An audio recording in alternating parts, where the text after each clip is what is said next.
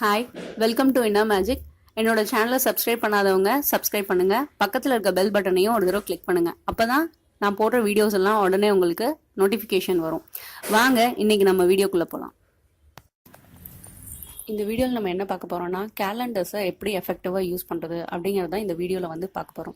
எல்லார் வீட்லேயுமே வந்து பார்த்திங்கன்னா கேலண்டர்ஸ் வந்து இருக்கும். அதில் வந்து ஜென்ரலாக பால் எவ்வளோ வாங்குகிறோம் அப்படிங்கிறத வந்து நம்ம நோட் பண்ணிகிட்டு இருப்போம்.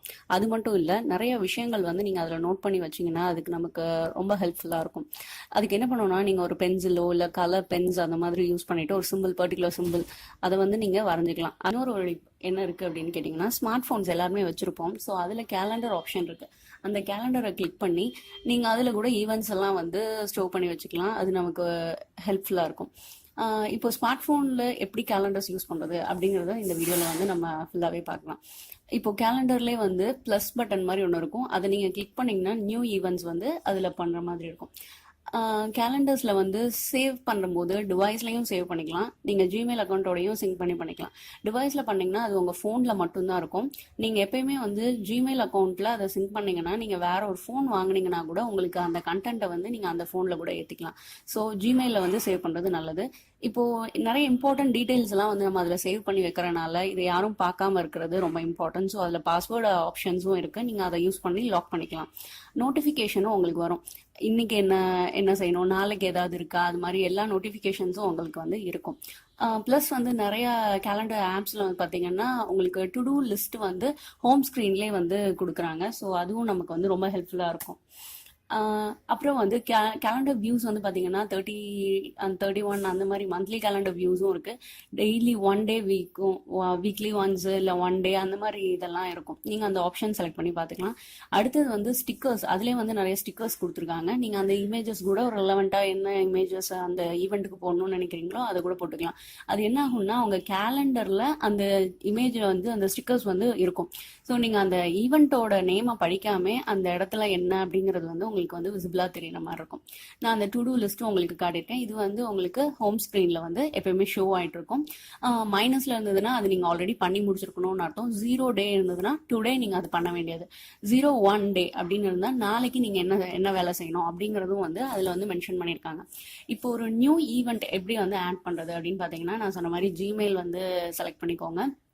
ஈவெண்ட் நேமில் இப்போது யாருக்காவது ஒரு வெட்டிங் டேன்னு வச்சுக்கோங்களேன், உங்களோட ஃப்ரெண்ட் நேம் போட்டு அவங்க வெட்டிங் அப்படின்னு சொல்லிட்டு போட்டுக்கோங்க. இது வந்து எப்போ இந்த கவுண்டவுன் இருக்கும், அதை நீங்கள் வந்து எனேபிள் பண்ணணும். அப்போ எவ்வளோ நாளில் அவங்களோட வெட்டிங் வரப்போகுது அப்படிங்கிற டீட்டெயில் வந்து உங்களுக்கு இருக்கும். டிஸ்கிரிப்ஷனில் ஏதாவது நோட் பண்ணால் பண்ணிக்கோங்க. ரிப்பீட்டேஷன் அப்படின்னு சொல்லிட்டு ஒன்று இருக்குது. அந்த ரிப்பீட்டேஷனுக்கு போய் ரிப்பீட் இயர்லி அப்படின்னு கொடுத்தீங்கன்னா அந்த சேம் டே ஒவ்வொரு வருஷமுமே வந்து உங்களுக்கு அந்த ரிமைண்டர் வந்து வரும். நீங்கள் ஒவ்வொரு தடவையும் அதை செட் பண்ணணுங்கிற அவசியம் கிடையாது. இதே மாதிரி நான் வந்து எல்லா ரொட்டீன்ஸ் எல்லாம் கூட ஈவெண்ட்ல போடலாம். அந்த ரொட்டீன்ஸ் எல்லாம் சேவ் பண்ணும்போது இப்போ வீக்லி 2 times நீங்க அந்த ரொட்டீன் செய்ய வேண்டியது இருந்ததுன்னா ரிப்பீட் வீக்லி அப்படின்னு போட்டுட்டு அது என்ன வீக்கோட இது இப்போ வந்து மண்டே இல்லை ஃப்ரைடே அது 2 நாள்ல நீங்க ஏதாவது செய்யணும்னா மண்டே அண்ட் ஃப்ரைடே போட்டுட்டு ரிப்பீட் வீக்லின்னு போட்டலாம். இது வந்து எவ்ரி மண்டே அண்ட் ஃப்ரைடே வந்து உங்களுக்கு அந்த ஈவெண்ட் வந்து வந்துட்டே இருக்கும். ஸோ என்னென்னலாம் வந்து டிஃபால்ட்டாக எல்லாம் பண்ணலாம் அப்படின்னு பார்த்தீங்கன்னா, wedding days, birthdays, meetings, health checkup. Ladies வந்து பார்த்தீங்கன்னா மென்சுரேஷன் டேட் வந்து மென்ஷன் பண்ணுறது, அதை நோட் பண்ணி வைக்கிறது ரொம்ப ரொம்ப நல்லது. பிகாஸ் நமக்கு ஏதாவது இப்போது டாக்டர்கிட்ட ஏதாவது ப்ராப்ளம் சொல்லிட்டு போனோம்னா கண்டிப்பாக லாஸ்ட் பீரியடான டேட் வந்து நம்மளை கேட்குறாங்க. நிறைய பேருக்கு அது வந்து சொல்ல தெரியல. ஸோ நம்ம அதுவும் வந்து மார்க் பண்ணி வச்சுட்டோம்னா நமக்கும் அதை வந்து ரிவ்யூ பண்ணி பார்த்துக்கலாம். டாக்டர்ஸ் ஏதாவது கேட்கும் போது நம்ம கிளியராக வந்து சொல்ல முடியும். ஸோ அந்த டேட்ஸும் வந்து மென்ஷன் பண்ணி பார்த்தீங்கன்னா ஃபினான்ஸ்ல வந்து பார்த்தீங்கன்னா நீங்கள் ரெண்ட் பே பண்ண வேண்டியது, maintenance, credit card, EMI loan, இதெல்லாம் இஎம்ஐலாம் கூட இப்போ ஆட்டோமேட்டிக் இருக்கு. சம்டைம்ஸ் நம்மளே பண்ணுற மாதிரி மேனுவலாக கொடுத்து வச்சிருந்தோம் அப்படின்னா அதெல்லாம் மென்ஷன் வந்து பண்ணியிருக்கிறது ரொம்ப ரொம்ப நல்லது. எஜுகேஷன் அப்படின்னு பார்த்தீங்கன்னா இப்போ எக்ஸாம் டேட்ஸு, இப்போ நம்ம படிக்கணும்னா அதோட ஷெட்யூல்ஸ் போட்டுக்கலாம். ஸ்பெஷல் கிளாஸ் எல்லாம் என்னென்னைக்கு அது போட்டுக்கலாம். காம்படிஷன்ஸு, இந்த மாதிரி விஷயங்கள்லாம் வந்து நம்ம நோட் பண்ணி வைக்கலாம். வீட்டில் வந்து பார்த்தீங்கன்னா கேஸ் ரீஃபில் டேட் வந்து நோட் பண்ணி வைக்கிறது ரொம்ப நல்லது. பிகாஸ் நம்ம வந்து அந்த மந்த் ஒழுங்காக அதை வந்து யூஸ் பண்ணியிருக்கோமா, இல்லை வந்து ரொம்ப அதிகமாக யூஸ் பண்ணி ரொம்ப கம்மி டேஸ் தான் வந்திருக்கா, அந்த மாதிரியெல்லாம் நம்ம வந்து பார்க்குறதுக்கு ஹெல்ப்ஃபுல்லாக இருக்குது. பெட் ஸ்ப்ரெட் சேஞ்ச் அதெல்லாம் வந்து நம்ம ரொட்டீன்ஸில் இருக்கும். ஸோ அந்த ரொட்டீன்ஸையும் இந்த நீங்கள் கேலண்டரோட சிங்க் பண்ணிக்கோங்க. நம்ம கொடுத்துருக்க எல்லா ரொட்டீன்ஸையுமே வந்து மந்த்லி, வீக்லி, நான் சொன்னேன் இல்லையா 3 month 6 month ரொட்டீன்ஸ் நம்ம ப்ரீவியஸ் வீடியோவில் வந்து நம்ம பார்த்துருக்கோம். ஸோ அந்த ரொட்டீன்ஸ் ஃபுல்லாகவே வந்து நீங்கள் கேலண்டரில் வந்து நோட் பண்ணி வச்சுட்டீங்க வச்சிட்டிங்கன்னா நீங்கள் ஒவ்வொரு தடவையும் ரொட்டீன் என்னன்னு சொல்லிட்டு யோசிச்சுட்டு இருக்காங்கன்னா உங்களுக்கு அதுவே வந்து ரிமைண்டர்லாம் வரும். நம்ம அதை வந்து யூஸ் பண்ணிக்கலாம். மில்க் அண்ட் பேப்பர் கூட நம்ம நோட் பண்ணுறது ரொம்ப நல்லது. அப்புறம் வந்து ரொம்ப இம்பார்ட்டன்ட் லீவ் டேஸ். இப்போ school and office leave days எல்லாம் வந்து நமக்கு என்னென்னு சொல்லிட்டு ஃபர்ஸ்டே நோட் பண்ணி வச்சிட்டோம்னு வச்சுக்கோங்க.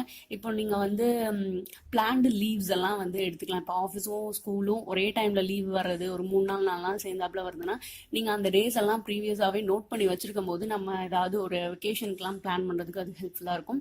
ப்ளஸ் இப்போ பஸ் அண்ட் ட்ரெயின் டிக்கெட்ஸ்லாம் போடணுன்னா பஸ்ஸுக்கு வந்து 1 மந்த்துக்கு முன்னாடி வந்து ஓப்பன் ஆகும். ஸோ நீங்கள் நெக்ஸ்ட் மந்த் 15 போடணுன்னா இந்த மந்த் 15 வந்து நீங்கள் அதை போடுறது ரொம்ப நல்லது.